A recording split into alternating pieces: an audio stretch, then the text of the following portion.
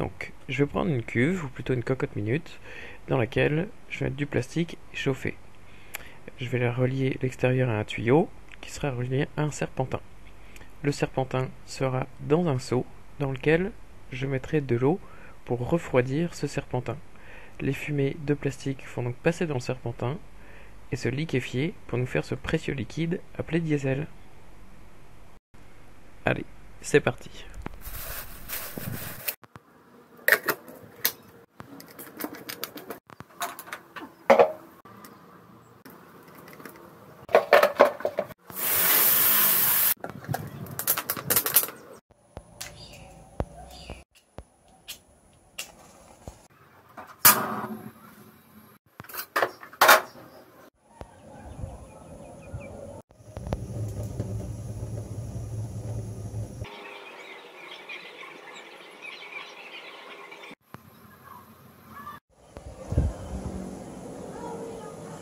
Je crois que ça prend plus que ça. Je connais quelqu'un.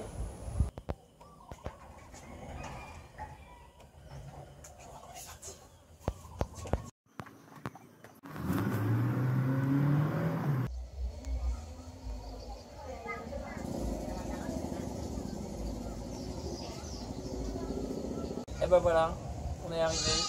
On est à Rimba, l'association Rimba, le Palais College. Je me souviens plus du nom du village, c'est Tinan Padang, Sivan.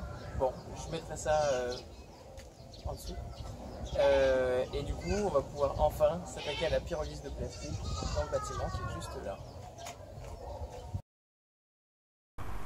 Voici une petite présentation de la machine de pyrolyse de plastique, constituée d'un système de chauffe, d'une cuve, d'un système de refroidissement, d'un premier réservoir ou récupérateur, d'un deuxième réservoir et d'un filtre.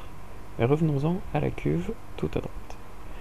On va remplir cette cuve de plastique déchiqueté, puis on va allumer le système de chauffe.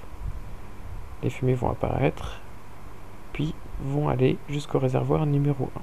Elles vont être refroidies par de l'eau froide qui circule à contre-courant, qui va donc ressortir chaude. Ces fumées vont se condenser et des premières gouttes d'un liquide noir vont remplir le réservoir numéro 1, essentiellement du diesel. Puis, les fumées vont continuer leur chemin pour arriver au réservoir numéro 2.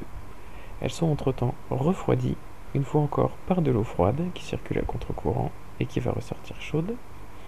Ainsi, les fumées vont une fois encore se condenser et on va obtenir un liquide, cette fois-ci plutôt jaunâtre, qui va remplir le deuxième réservoir. Il s'agit là d'essence avec un indice d'octane plutôt faible, donc de l'essence pour moteur 2 temps. C'est de l'essence qui ne fonctionne pas pour les moteurs 4 temps. Les fumées continuent leur chemin, puis sont filtrées avant de sortir de la machine. Ces fumées sont toutefois inflammables et on peut les incorporer au système de chauffe. Pour information, les deux systèmes de refroidissement sont interconnectés. Ainsi, il n'y a qu'une entrée et qu'une sortie au niveau de l'eau. Allons voir ce que ça donne en réalité. Donc, le plastique est chauffé ici et les fumées commencent à être refroidies et arrivent dans une première cuve où on va récupérer le diesel à l'aide de cette valve. Puis elles vont continuer leur chemin et continuer à être refroidies et arriver dans cette deuxième cuve où une valve est derrière et je vous montrerai plus tard dans la vidéo. Ensuite, les fumées continuent, sont filtrées et arrivent ici où elles sont inflammables et on peut les remettre à l'intérieur du brûleur pour économiser de l'énergie au moment du processus. Mais c'est pas tout. On va remplir le réservoir de ce moteur diesel, qu'on va démarrer pour voir si c'est possible de l'utiliser comme carburant. Ça, c'est le plastique qui a été broyé par le broyeur de plastique que je vous montrerai juste après dans la vidéo.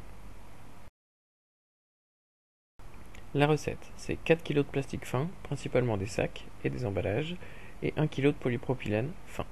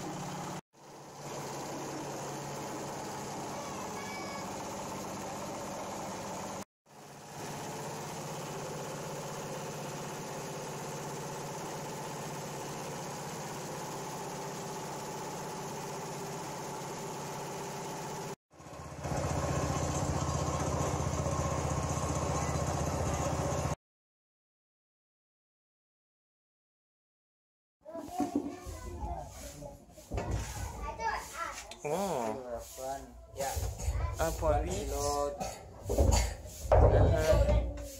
This one was... Ok.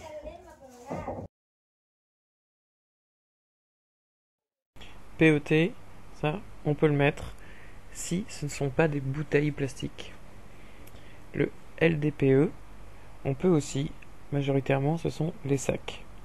Le polypropylène, PP, aussi, on peut le mettre dans la machine sans problème. HDPE, on peut aussi, mais on évite de mettre les bouteilles de HDPE dedans. Le PVC, on évite à tout prix. Les autres, on évite aussi. Et le polystyrène, on peut le mettre, mais a priori, c'est pas recommandé. Faisons donc un petit bilan de l'utilisation de cette machine.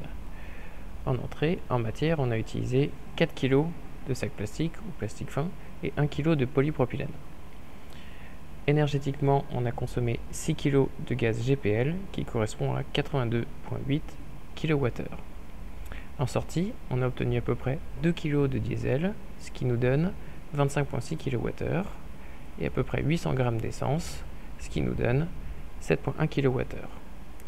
Si on fait donc le rendement, c'est-à-dire la sortie divisée par l'entrée, d'un point de vue énergétique, ça nous donne 25,6 plus 7,1 sur 82,8, 39%. C'est inférieur à 1, donc énergétiquement, ce processus n'est pas rentable. Et je tiens personnellement à remercier l'équipe de Rimba Ecology avec qui j'aurai plaisir d'implémenter la solution solaire si elle fonctionne.